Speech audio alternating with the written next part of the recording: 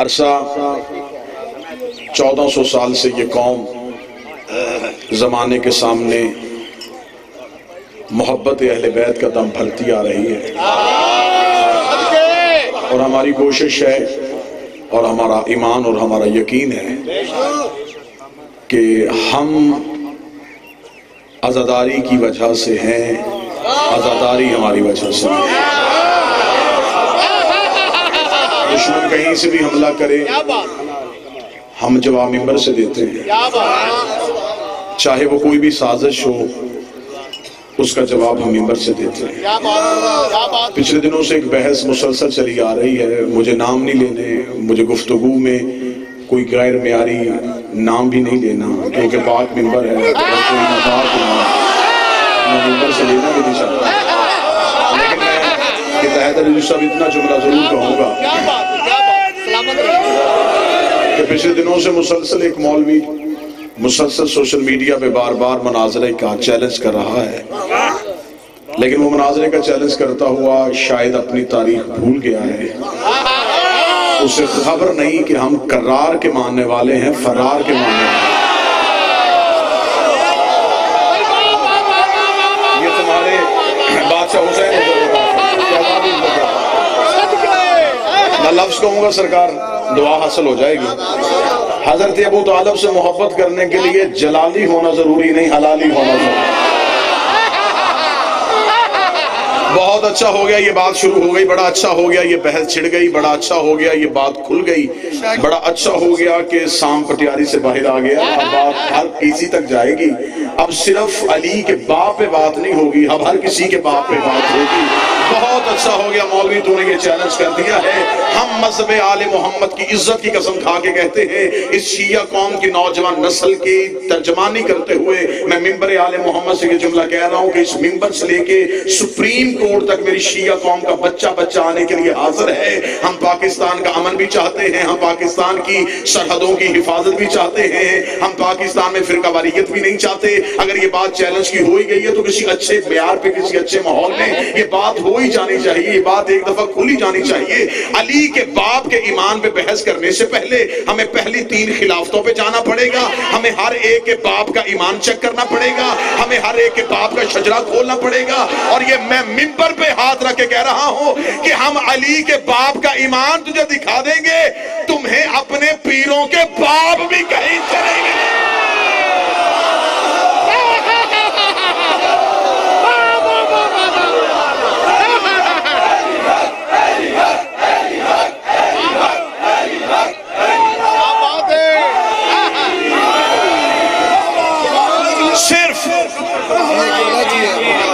صرف بات حضرت عمران پہ نہیں ہوگی۔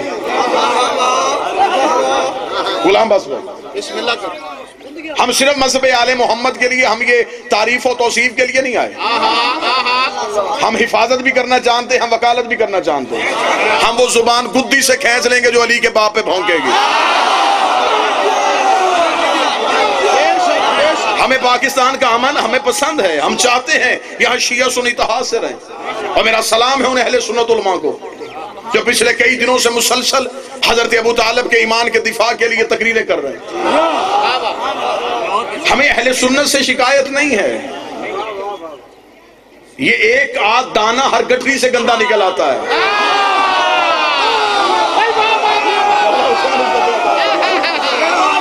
یہ صرف آپ کے ہاں نہیں، یہ ہر جگہ پہ ہوتا ہے،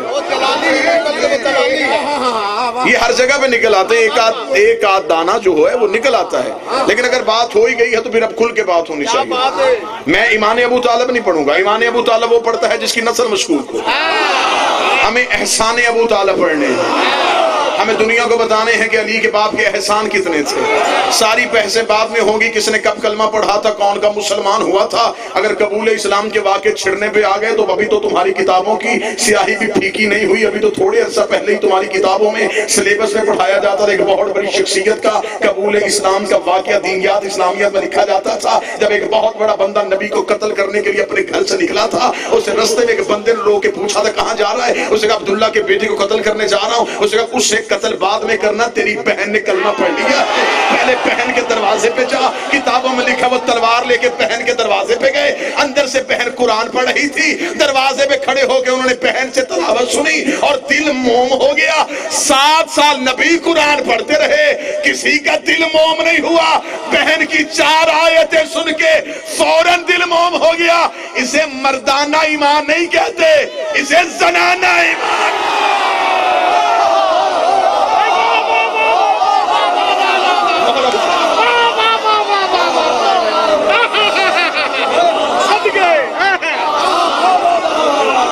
ابھی تو وہ باتیں کتابوں میں لکھی ہوئی ہیں، ابھی تو وہ جملے کتابوں میں لکھے ہیں، جب ایک بہت بڑے بندے کے بیٹے نے شراب پی لی تھی۔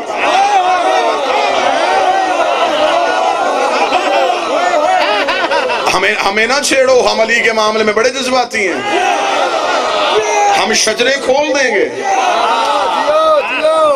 یہی وجہ ہے نا جب میرے بادشاہ حسن کو ملاؤن نے دربار میں بلایا تھا، فقیر شام نے جب میرے مولا حسن کو دربار میں بلایا تھا، اس نے مولا حسن کے آنے سے پہلے دربار کا ماحول اس انداز سے بنا دیا تھا، اس نے مولا حسن دربار میں آگے کوئی بندہ نہ اٹھے، سارے اپنے اپنے نشستوں پہ بیٹھے رہنا، حسن آگے کھڑے ہوں گے، میں کھڑے کھڑے حسن سے گفتگو کروں گا، کوئی نہیں اٹھے گا۔ اسے تخت میں بیٹھ کے حکم دیا، جو ہی میرے بادشاہ کا پہلا قدم دربار میں آیا، کمی پھٹنے جاؤ،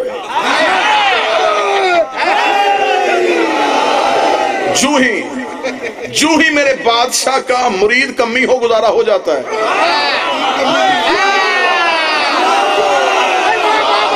جو ہی میرے بادشاہ کا پہلا قدم دربار میں آیا، سب سے پہلے یہ خود اٹھ کے کھڑا ہو گیا۔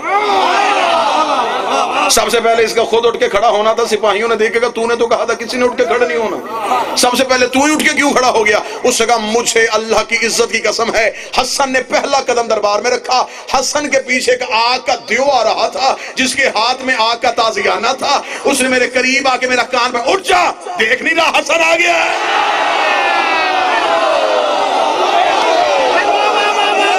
دیکھ نہیں رہا،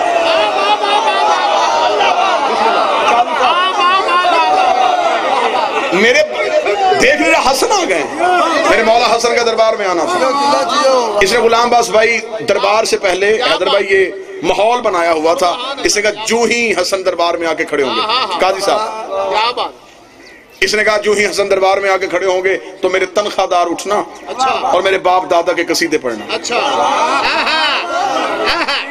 اب ایک تنخواہ دار ادھر سے اٹھا، تیرے باپ میں یہ عزت تھی، تیرے دادے میں یہ عزت تھی، وہ بیٹھا، دوسرا اٹھا، وہ بیٹھا، تیسرا اٹھا، مولا حسن خاموشی سے سب کو سنتے رہے، جب سب چپ ہو گئے اب حسن بولے، مولا حسن دیکھ گئے کہ تم نے کر لی اپنے باپ داداؤں کی جھوٹی تعریفیں۔ میرے مولا حسن نے جملہ جو کہا وہ جملہ آج بھی تاریخ کے ماتھے پہ جھومر بن کے چمک رہا ہے۔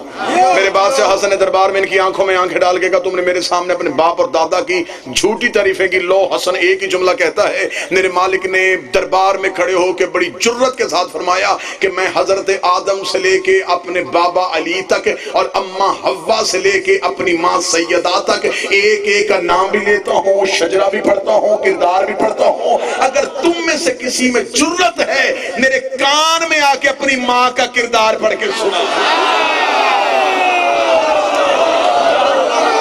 میں اونچی آواز میں پڑھتا ہوں۔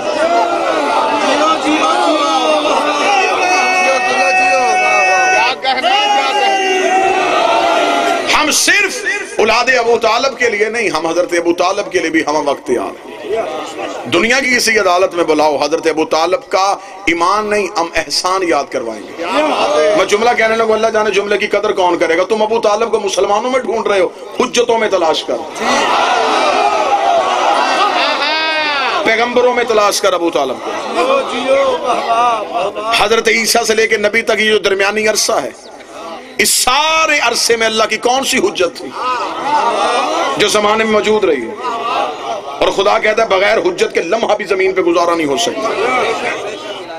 حضرت عیسیٰ لے کے خاتم النبیین تک اگر کوئی درمیان میں نبی نہیں تو پھر کسی حجت کا تصور کو ماننا پڑے گا۔ حضرت ابو طالب حجت الہیہ ہے۔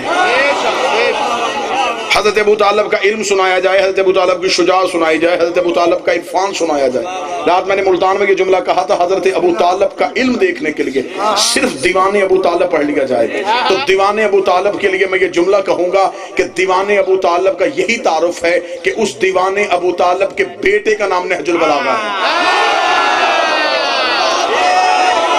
اتنی فصاحت ہے دیوان ابو طالب میں۔ صرف ایک چیز کا جواب ہمیں ان مولویوں سے لے کے دیکھ لو، یہ سفید داڑھی والے ہیں یا سرخ داڑھی والے ہیں، ہمیں ان سے صرف ایک سوال کا جواب چاہیے، ہمیں صرف یہ بتاؤ کہ اسلام کی پہلی دعوت کس کے گھر ہوئی تھی؟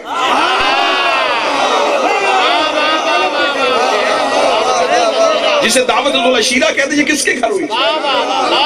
یہ حضرت ابو طالب کے گھر ہوئی تھی۔ ابھی اسی مولوی کے سر پہ قرآن رکھ کے پوچھ کے حضرت ابو طالب کا گھر کہاں تھا؟ مکہ میں۔ اللہ کا اپنا گھر کہاں تھا؟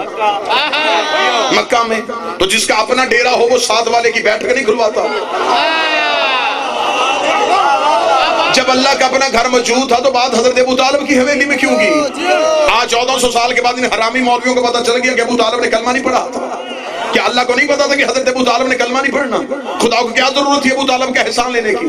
خدا نے کہا نام میرا محمد، میری بات ہے ابو طالب کے گھر میں ہونی چاہیے۔ بات لا الہ کی تھی، وہ ابو طالب کے گھر میں رہی ہے۔ بات محمد رسول اللہ کی تھی، وہ ابو طالب کے گھر میں رہی ہے۔ میرے مالک جب تیرا گھر موجود ہے، تو نے 2 نبیوں سے مزدوری کر کے بنوایا تھا۔ نبی سے کہتا کعبے کے قریب آ جاتا، کعبے کی دیوار پہ ہاتھ رکھتا، تیری توحید کی بات کرتا، اپنی رسالت کی بات کرتا۔ اس زمانے میں جچتی بھی کہ اللہ کی بات ہی اللہ کے گھر میں ہوئی، نبی کی بات ہی اللہ کے گھر میں ہوئی۔ بات اللہ کی تھی، وہ ابو طالب کے گھر رہی ہے۔ بات رسول کی تھی، وہ ابو طالب کے گھر رہی ہے۔ جب ہم نے مولویوں سے پوچھا کہ بتاؤ اللہ کی بات اللہ کے گھر میں کیوں نہیں ہوئی، انہوں نے کہا مجبوری تھی۔ مجبوری کیا تھی؟ انہوں نے کہا تب کعبہ میں بت تھے، تب کعبہ میں بت تھے، تب کعبہ میں بت تھے، ڈوب کے مر جا۔ رحمان کے گھر بت تھے، عمران کے گھر بت نہیں۔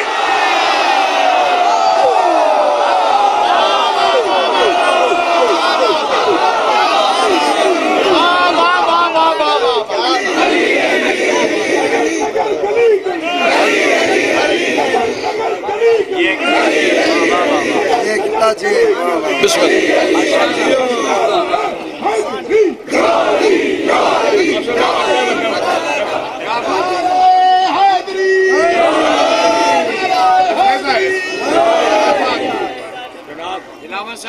جن احمقوں نے حکم غدیری کو بھلا دیا، جن احمقوں نے حکم غدیری کو بھلا دیا، پھر گئے رسول سے پیمان باندھ کر، وہ اللہ کی زمین تو انہیں دیتی نہیں پناہ، پھرتے ہیں شہر شہر میں ہاتھ میں چینک اور سامان بار۔ چینک اچھی بات، متوجہ ہے صاحب؟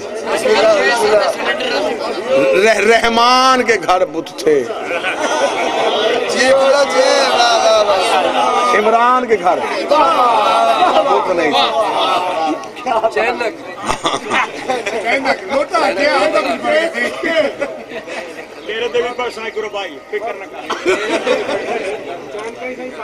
آؤ جا کے سب سے پہلے ہسٹری میں دیکھو کہ ابو طالب کے احسان کتنے۔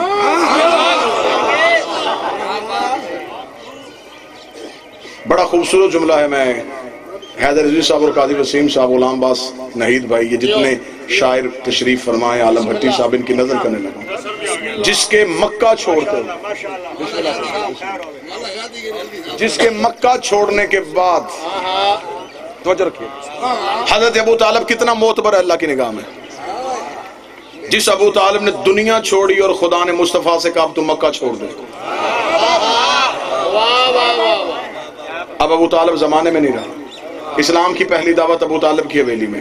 اس پہلی دعوت کو سن اور میں آپ کو سلام کروں۔ اسلام کی پہلی دعوت ابو طالب کی حویلی میں، 40 کافر ابو طالب کے گھر۔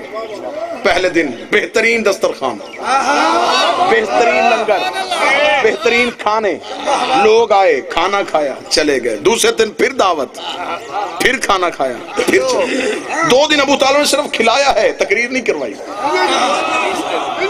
کہ پہلے نمک ان کی ہڈیوں میں رچ بس جائے۔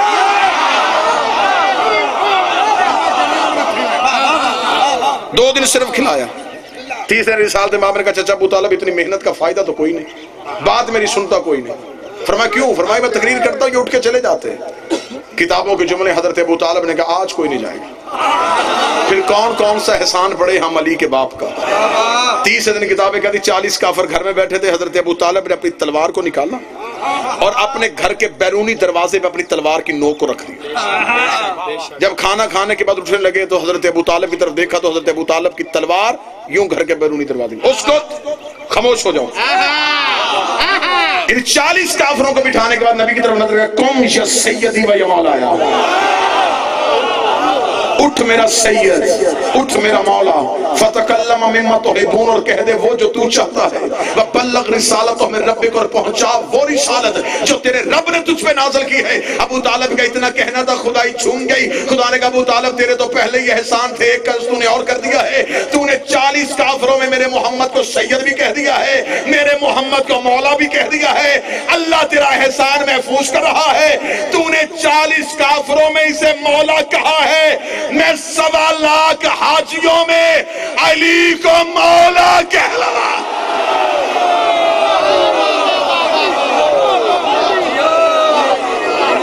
जिस अबू तालिब के इतने एहसान थे,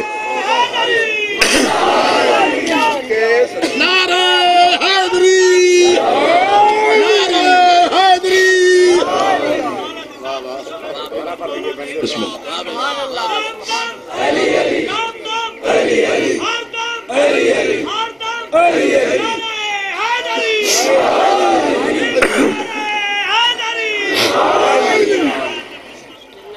बेशुमार हाज़िरी तमाम हुई। तमाम इज्जत वाले भाई तशरीफ फरमा है, गासिब न करो, बड़े बड़े आला नाम में बड़े तशरीफ फरमा है। इंशाअल्लाह कल शाह शम्स जनाब काजी वसीम साहब के ज़रिए तमाम मखदूमा की सब बिछेगी, वहाँ भी आपको सलाम और आपकी हाजिरी होगी। जिस अबू तालिब की इतनी इज्जत थी, उसकी बेटी शाम के बाजार में चादर